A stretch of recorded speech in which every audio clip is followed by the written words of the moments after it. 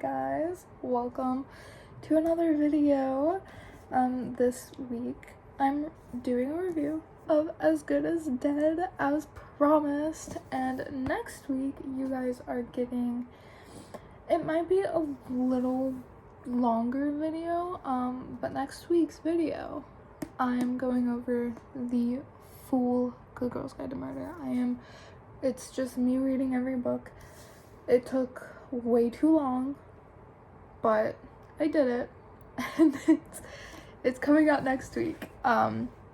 Anyway, let's get into this. So this picks up shortly after the last book. If you don't remember how it ended, I'll do like a quick recap because it's kind of important. So Pip was trying to find Jamie, who was her friend Connor's older brother, and she ends up finding him, obviously, but at the price of Stanley Forbes, who is actually Child Brunswick, Child Brunswick was the child of John Brunswick, I think was his name. He was just a child murderer. Yeah, so he unalived children in really brutal ways, and Child Brunswick helped. He would have his child seek out the kids.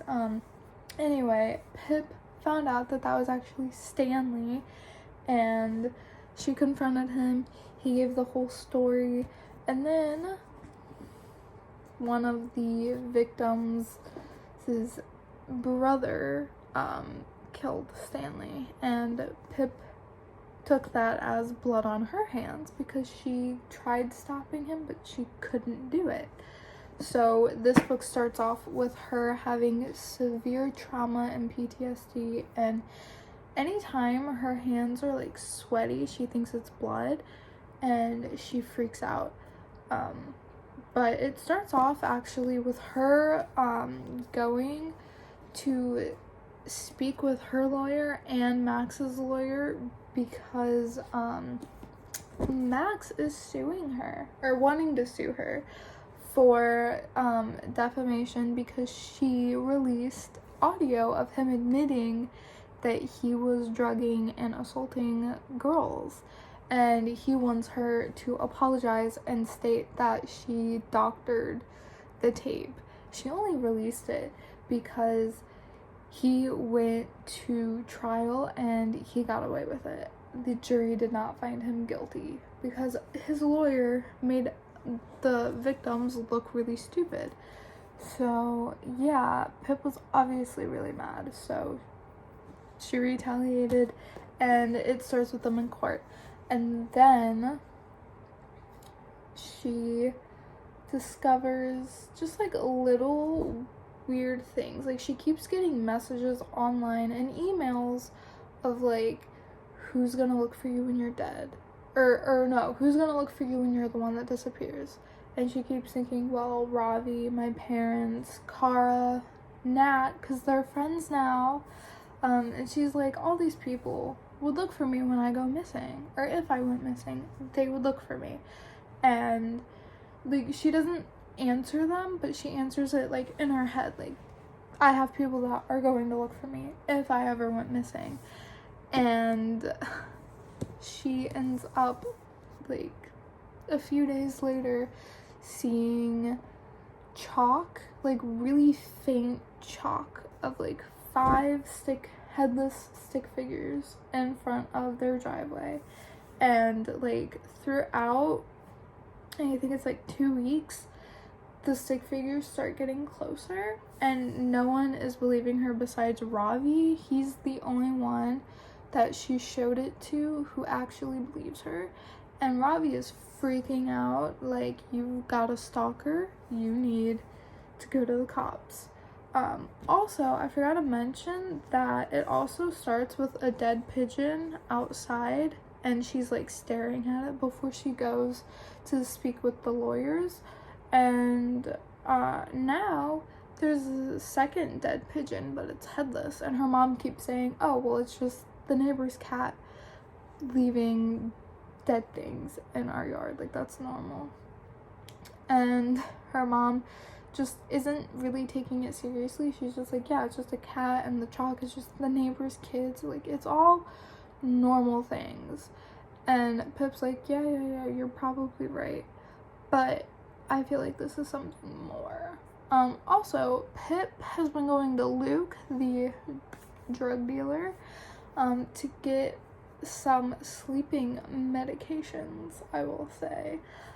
So she is struggling to sleep, and no one knows about her little, like, late night visits to get her sleep, and she's keeping it a secret from everyone. That's, like, her, like, biggest secret. And she's taken up running because, you know, when she starts having, like, her little panic attacks and her PTSD starts coming back, she goes for a run to calm herself down. You know, she'll run until she's out of breath. And she does that a lot in this book. She runs a lot. And almost every time she goes on a run, she sees Max also on a run. And she doesn't like it, but she just kind of deals with it because it's a small town and there's not really anything she can do. So she just kind of, like, looks away and just waits for them to pass. But the stick figures keep getting closer, and she starts feeling really unsafe, and her sleeping is just way worse. And she's like, no, like, this person's coming for me. So she does some research, and she comes across DT Killer. And DT stands for duct tape killer. The DT Killer is basically a guy who would kidnap women and just tape their face, like their whole face, in duct tape. He would leave their, like, nostril holes so that they wouldn't suffocate through the duct tape, but then he would take rope and strangle them. So, yeah. And then he would, like, dump their bodies. And the DT Killer was never found. They thought that they found him. Billy Karas, I think was his name. And, you know, they basically talked him into confessing. Like, they tricked him into it during the interrogation, and they arrested him and said he was the DT Killer. But Pip's like, I really need him to be the DT Killer, but at the same time, I don't think it's him. So she does a little digging, and she realizes all these killings happened around the same place. They've got, like, a safe space where all these killings are connected. And they're connected to Jason Bell's company. And the timestamps that these murders have happened, Daniel Da Silva, the cop, was working there. So she's like, maybe Dan was, maybe he was DT, and then he quit when he became a cop, because whatever reason. And so she goes to talk to Nat to see if she could, before she went to Nat, she was, like, while she was doing her research, she found a girl named Harriet, who was actually the sister of, I think, the last or the second to last victim. And she was saying that her sister was getting dead pigeons and stick figures and unknown calls. And Pip's like, okay, well, I haven't been getting any unknown calls, but everything else, pretty accurate. This is kind of creepy. And so she talks with Harriet and finds out Harriet was really close with Andy Bell. And she shows her, like, their old emails and stuff before Andy passed away. And she's like, this is not Andy Bell's Gmail. This is, like, a secret account. So she does some investigating on that. She logs into Andy's secret account, gets the password from Becca, Andy's sister, during one of their calls, because Becca is still locked up for what she did to her sister, but Pip calls her weekly and, like, gives her updates, and just, like, they're, like, kind of friends now. So Becca helps her get the info she needs for the password, and she finds an email, an unsent draft that's not really directed to anyone, but it's posted anon. And it's basically Andy saying she knows who the killer is and she's going to try to get her and Becca out of this town before something happens to them, because she is scared for not only her life but her sister's life. And honestly, that email kind of makes you feel bad for her because she was trying so hard. That's why she was working with Howie, because she needed money, but she needed it like on the down low so that no one close to her could raise suspicions. So she was saving that money for her and her sister to escape safely, and she was wanting to go to Yale with Sal so that she could find a place, get situated, and then bring Becca. And unfortunately that never happened because Andy lost her life. And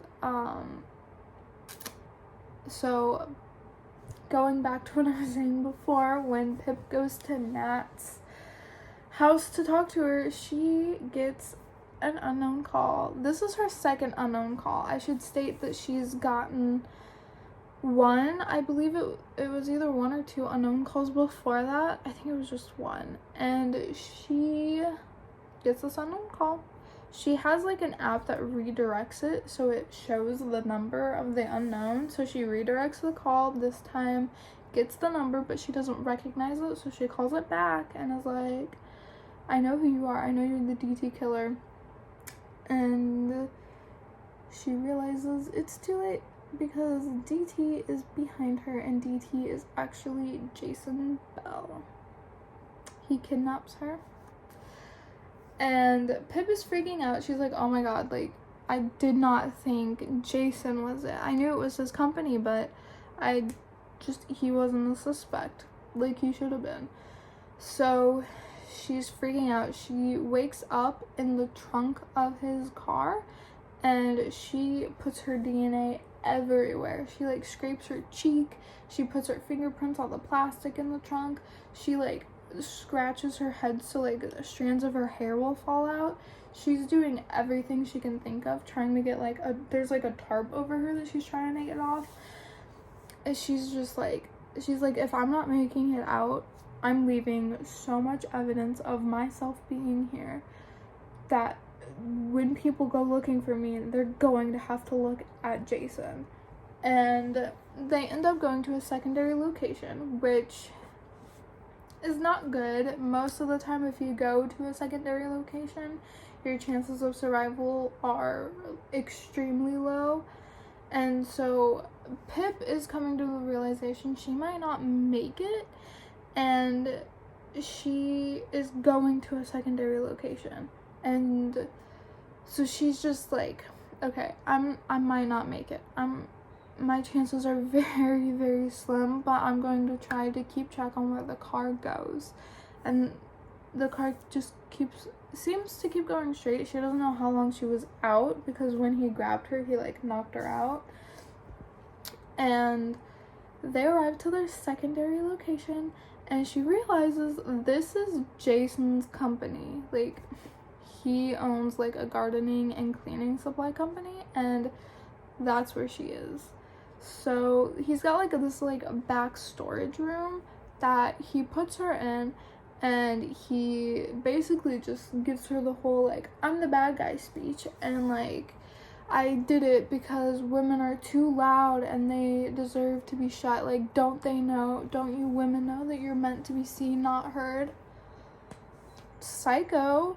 So then he like duct tapes her face. He gives her like one last word, like her final thing to say, and she basically tells him that Andy knew everything, and then he like duct tapes her face. And at that point, she really is like, I'm not making it out. My face is taken. He took my face. I'm not making it out of here. And she starts freaking out. Jason leaves.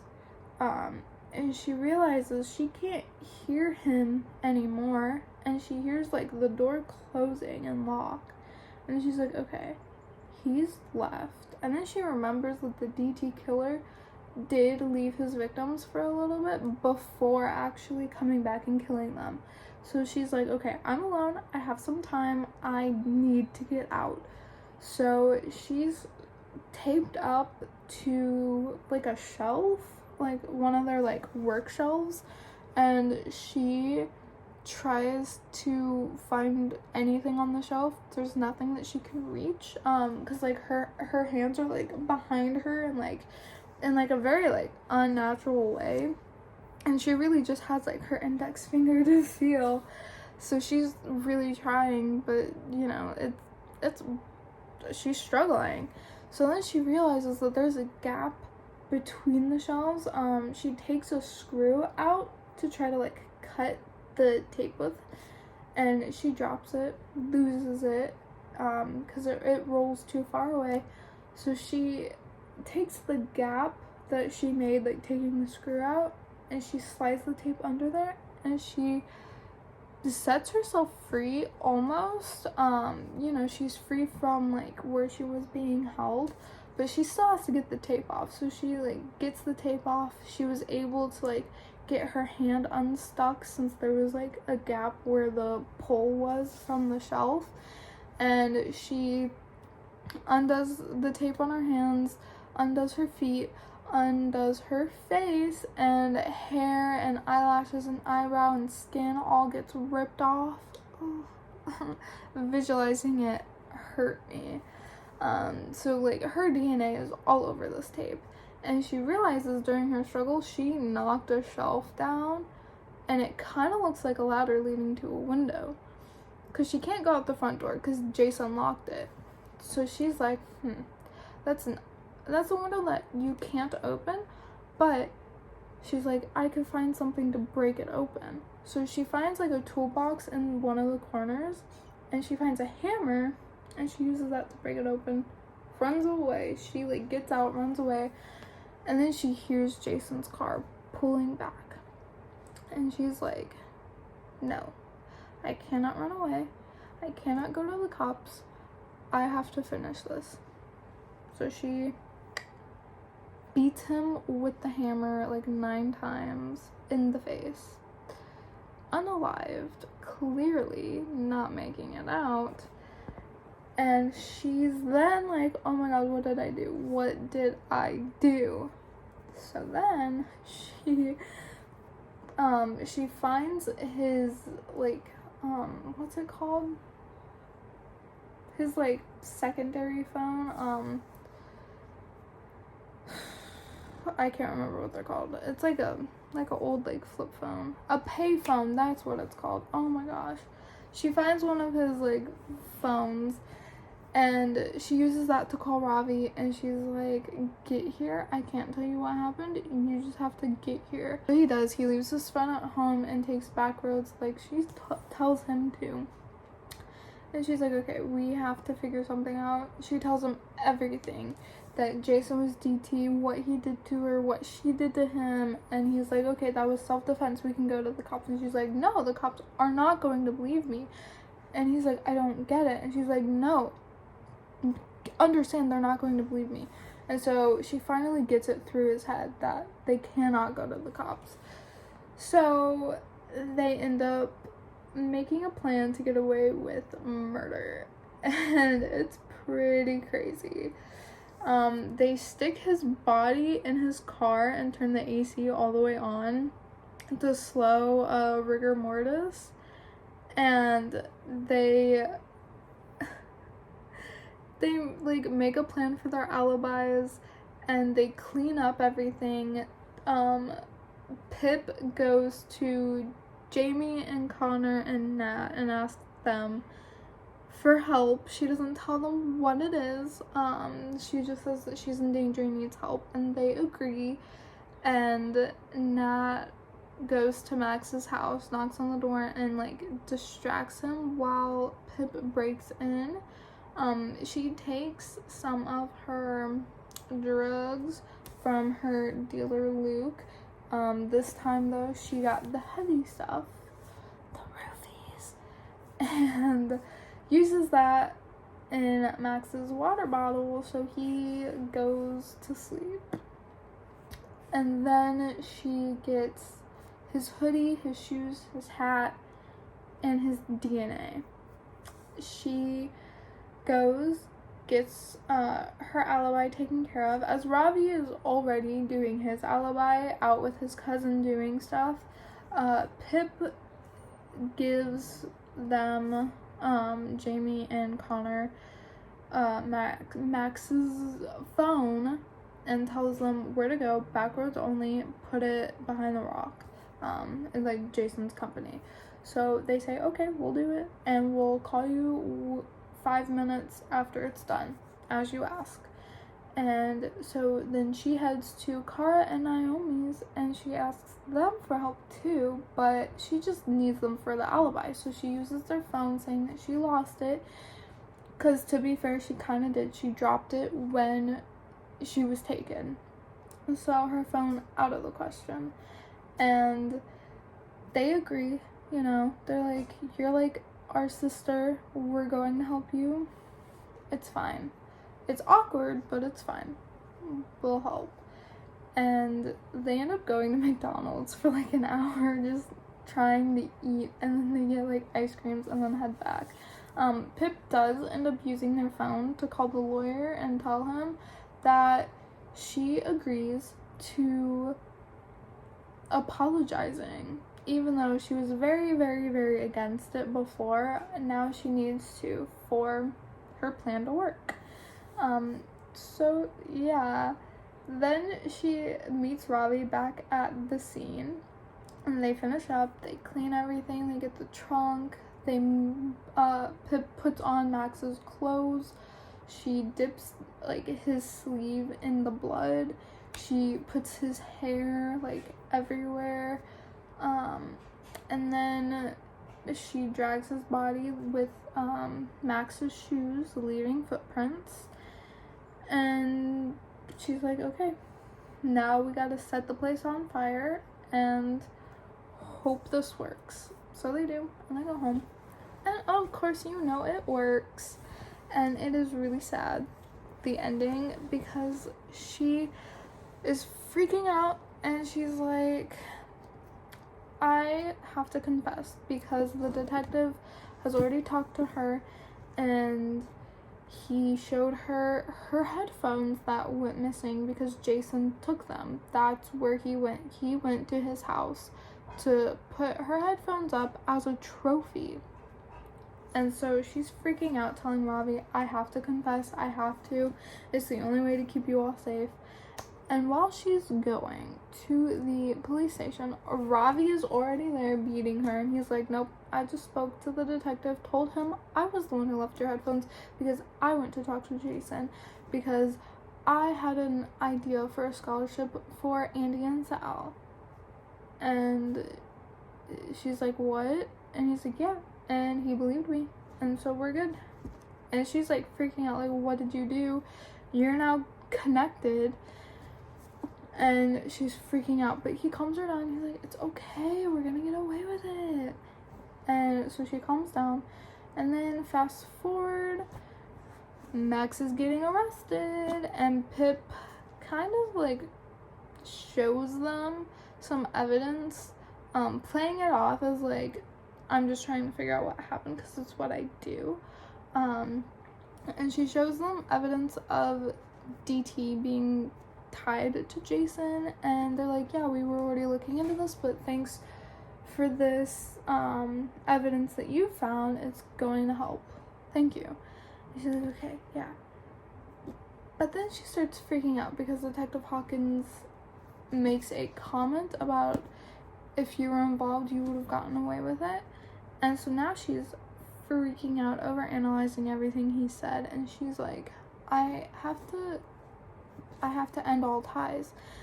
So she stops connecting with Ravi. She breaks up with him in a very heartbreaking way. Like, they're in the woods and she's telling him like they can't see each other, and she's explaining it all, and she's like, I'm sorry, I love you. And he's like holding on to her, begging her not to leave. and she leaves because she has to be strong, and if she doesn't walk away, she never will. So she walks away, just like crying her eyes out, heartbreaking. She abandons her family. Like, she like stops talking to her family, stops talking to Kara and anyone involved because she's trying to save them. And then it ends with the verdict. Max is fully the criminal. They found him guilty, and Ravi hits her up saying, "Hey Sarge, remember me," and that's how it ends. I love these books. This book I think is my favorite just because there's so much and it all goes together. There's not one part in this book that does not belong, and it's so well thought out and planned out and just written. I was crying when they were breaking up. Like, it broke my heart. I felt like I was being broken up with. I didn't like it, but it made me really sad. I do wish that there was like a bonus scene of like Pip and Ravi reuniting and like coming back to each other. I feel like that would have been really nice. But yeah, so that is it. I'm not going to do a review on the novella. It's really small, and I just personally don't see a point in reviewing it. So yeah, that is it for my Good Girls Guide to Murder.